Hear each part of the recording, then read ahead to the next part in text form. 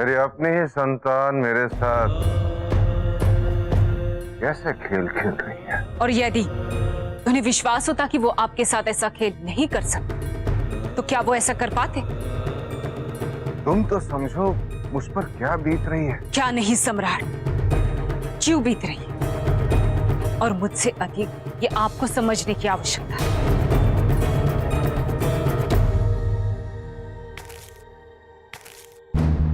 अस्पष्ट और फरोग से की गई बातों के लिए मेरे पास धैर्य शेष नहीं, और ना ही मुझ में अभी कोई धैर्य शेष कि मैं आपसे और कुछ छुपा सकूं।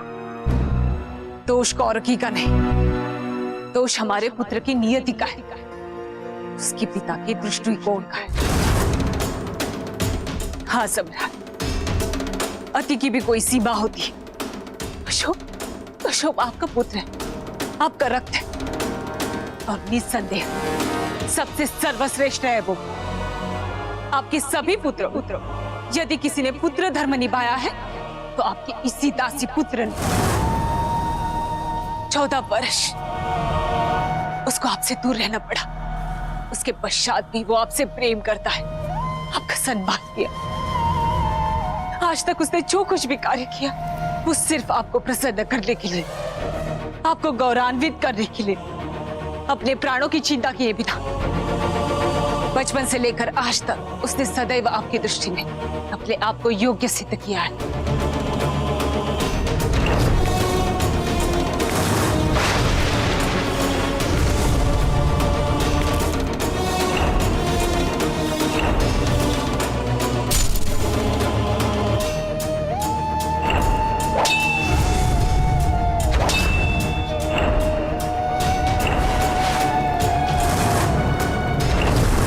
उसे कैसे पुरस्कृत किया, उसी पर संदेह करके हर बार उसका दोष ना होते हुए भी दंड दिया है उसे आपने।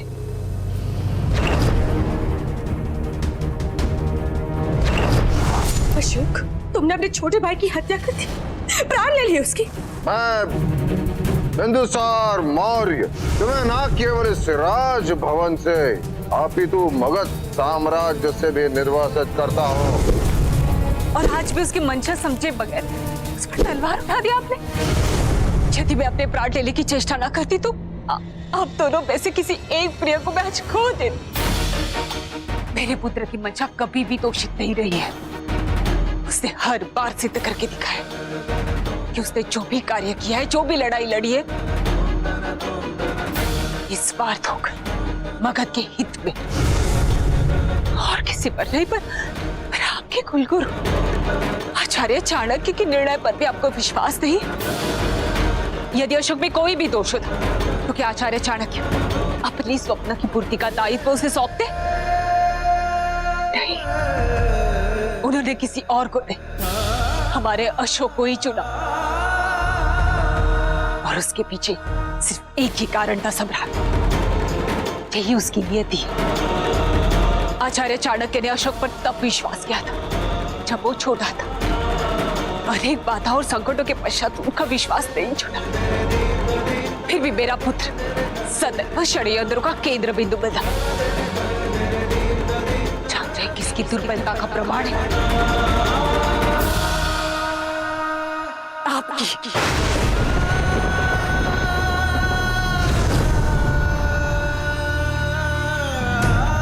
क्योंकि षड्यंत्रकारियों को भली भांति ज्ञात था कि आपको अशोक की प्रशंसा करने में भले ही समय लगे, पर यदि कभी उस पर लांछन लगे, उस पर कभी कोई आरोप लगे, उसके विरुद्ध खड़े होने के लिए आप एक क्षण का भी विलंब नहीं लगाएंगे। इतने अपमान, इतना विश्वासघात, इतना सब कुछ सहन करने के पश्चात आज भी वो हिमालय की तरह तटने खड़ा, मगध पर आने वाले हर संकट को रोकने के लिए। अचंभा होता है मुझे ये देख करके, जो पुत्र अपने पिता के लिए, अपनी मातृभूमि के लिए इतना सब कुछ करता है, अपने प्राण न्यौछावर करने के लिए तैयार है, उसके पिता उसे ऐसे बहरबार रखते हैं। इसलिए क्या आपको विश्वास है कि अशोक आपकी हर बात सहन कर रहे? क्या यही तात्पर्य है आपका जब आप कहते हैं कि अशोक आपका प्रिय पुत्र है? नहीं, यदि ये प्रेम है सम्राट, तो अशोक के लिए मैं इसे वरदान है, अभिशाप मानती हूँ। माता पिता अपना सर्वस्व निछावर करते थे, ये तो दुर्भाग्य। मैं आपके लिए ऐसा भी नहीं कह सकती, नहीं कह सकती। धर्मा, अशोक को बुलाओ। ठीक।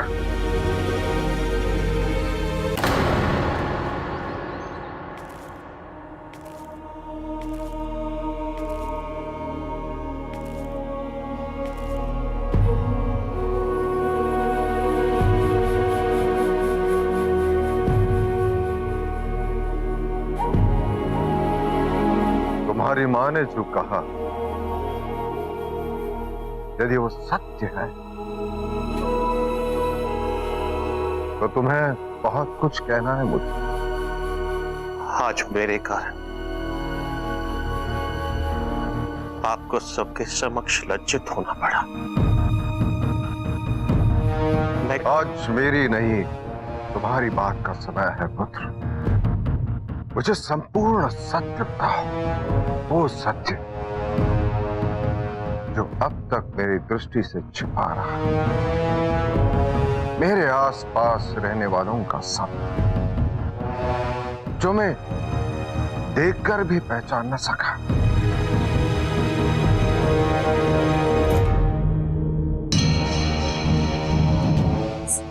सत्य कहो पुत्र, सत्य कहो।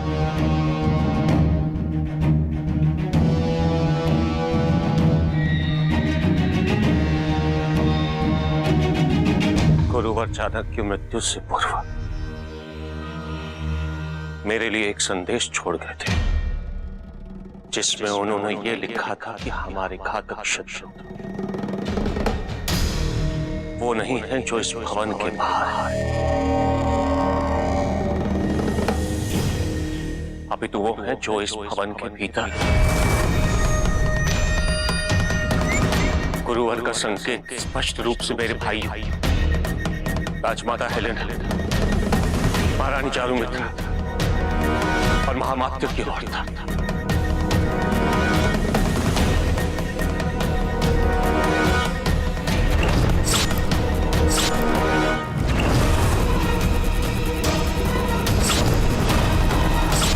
मैं तो कहता हूं आचार्य चाणक्य को जीवित रखना चाहिए था, विशेषकर आज का ये दिन देखने के लिए, क्योंकि आज का ये दिन देख के वो स्वयं ही मर जाते हैं। उनके रक्त से अपने हाथ रखने की आवश्यकता ही नहीं पड़ती हमें। मेरे पास उन्हें दोषी सिद्ध करने का भी प्रमाण नहीं था, इसीलिए वो अनुचित और राष्ट्रद्रोही कार्य निर्विघ्न होकर करते रहे। उन्होंने न जाने कितने प्रयास किए मेरी हत्या करने के, मुझे दुर्बल करने के, मेरे परिवार को हानि पहुंचाने की।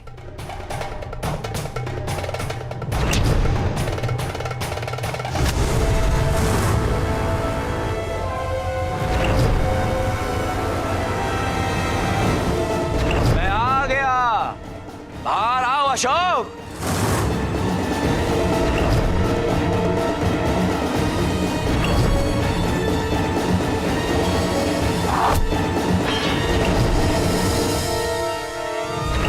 किंतु मैंने उन्हें एक बार भी विजय नहीं होने दिया। जितने बार उन्होंने की,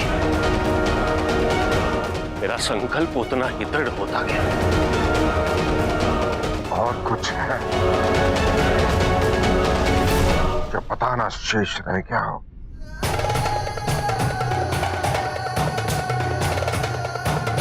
सियामक जस्टिन और नूर का पुत्र है।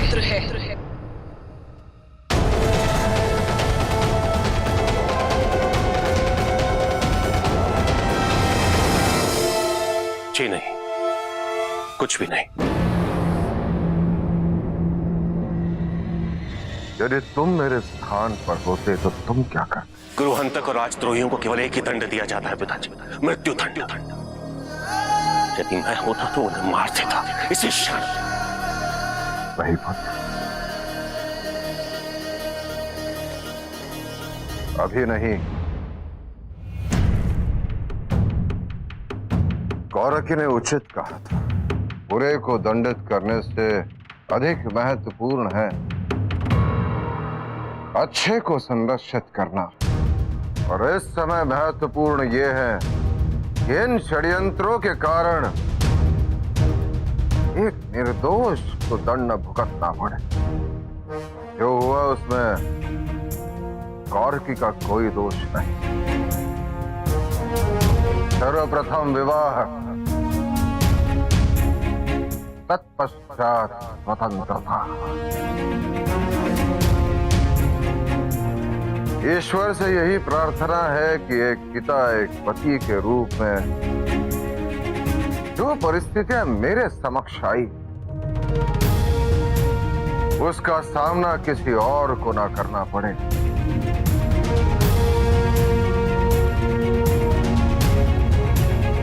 आज मैं चंद्रगुप्त मौर्य का पुत्र मगध सम्राट बिंदुसार मौर्य तुम्हें वचन देता हूं।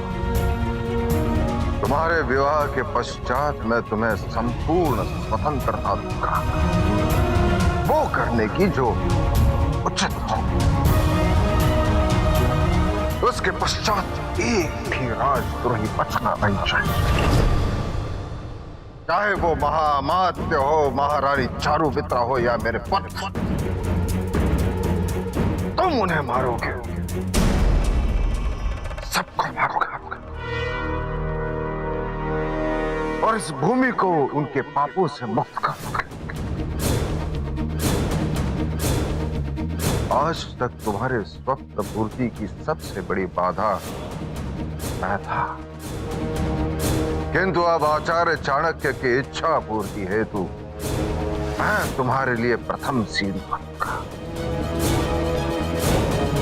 मैं सुनिश्चित करूंगा कि तुम अशोक सम्राट बनो, चक्रवर्ती अशोक सम्राट।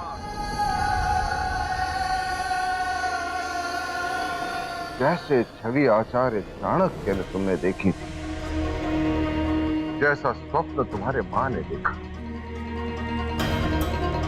क्योंकि अब एक मां के सम्मान में होगा अखंड भारत का निर्माण, अखंड भारत का निर्माण, अखंड भारत का निर्माण।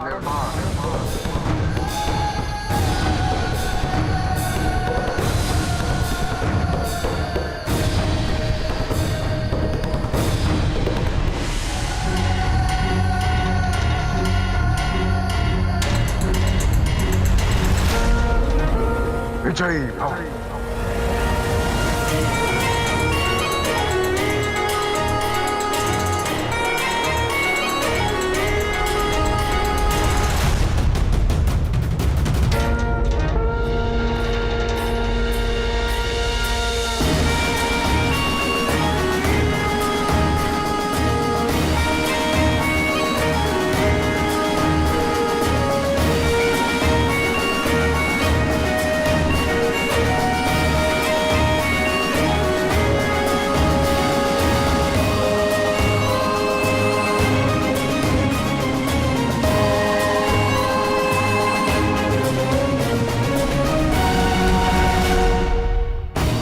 सर्वप्रथम उस सर्प जगन्नाथ से निपटने दो, ताकि यह विवाह आबादित रूप से संपन्न हो सके। क्या वो अपनी स्वीकृति देंगे? अवश्य देंगे।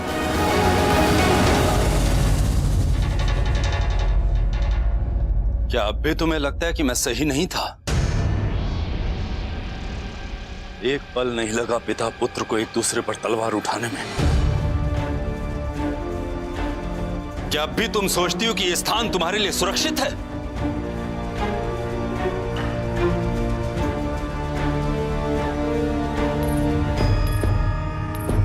देखो पुत्री, तुम्हारे पिता इस संकट से निकलने के लिए कोई न कोई मार्ग अवश्य निकाल लेंगे, परंतु तुम्हें हमारे साथ वापस चलना होगा।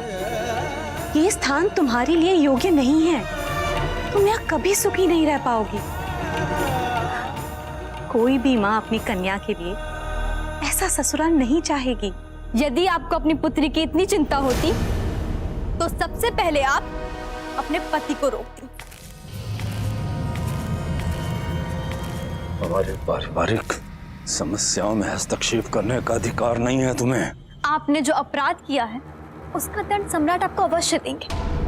यदि भाग्य से आप जीवित बच गए तो पुत्री हत्या के पाप से मुक्त नहीं हो पाएंगे आप। पुत्री हत्या? अशोक से अलग होने के बाद कौरवकी केवल जीवित शव बनकर ही रह जाएगी।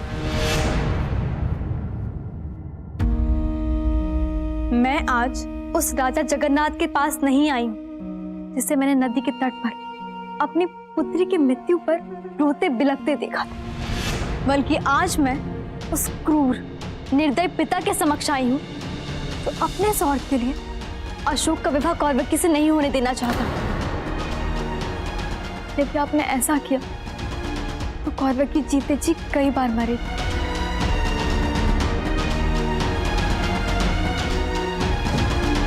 अपनी पुत्री पे दया कीजिए, कुछ ऐसा कीजिए कि सारे संसार को ज्ञात हो जाए कि वो आपके अपराध में सहभागी नहीं थी, वो विश्वासघाती नहीं थी। इसकी कोई आवश्यकता नहीं है देवी।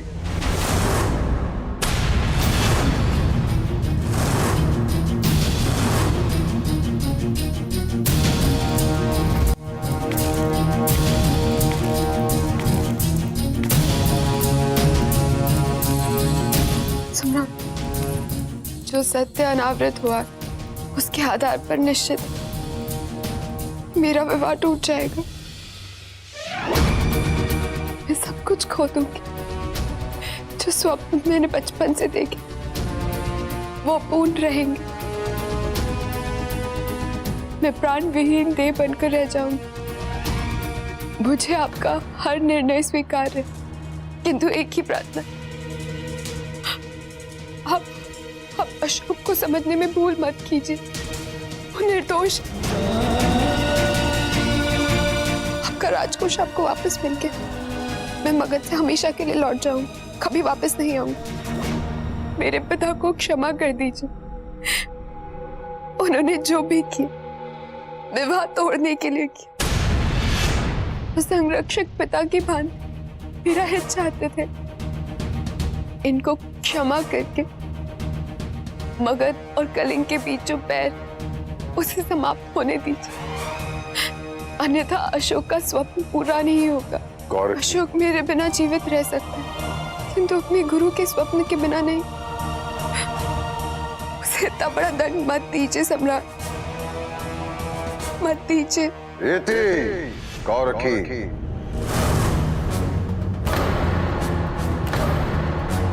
बहुत बोल लिया तुमने। अब जो मुझे कहना है वो सुनो।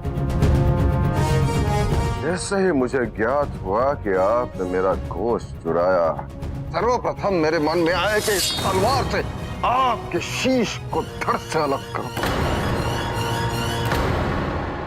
और मगध के चौक पर लटका दूं, ताकि मगध के लोग ये देख ले कि राजकोष चुराने का परिणाम क्या होता है।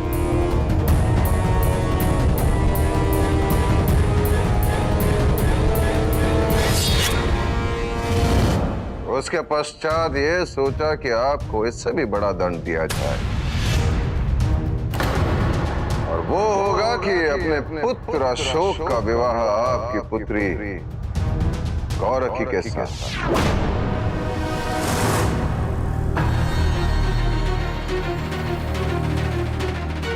विवाह तो करवा देंगे आप, परंतु मेरी अनुमति, मेरी इच्छा के बिना आपका पुत्र अशोक इस विवाह के लिए तैयार नहीं होगा। आपको किसने कहा कि यह विवाह आपकी इच्छा, आपके सम्मति के बिना होगा? क्योंकि कुछ तो होगा जो आपको इस विवाह की अनुमति ना देने से भी प्रिय हो। मेरे लिए इससे महत्वपूर्ण और कुछ भी नहीं कि मैं आपके पुत्र अशोक से घृणा करता हूं। इतने शीघ्रता से निर्णय मत लीजिए कलिंग नरेश महाराज जगन्नाथ। सोचिए, अच्छे से सोचिए, क्योंकि ऐसा अवसर बार बार नहीं मिलता कलिंग नरेश। और जब भी सोच ले तो आप निसंकोच कहिए, क्योंकि आपकी सम्मति का कोई भी मूल्य चुकाने के लिए मैं तैयार हूं।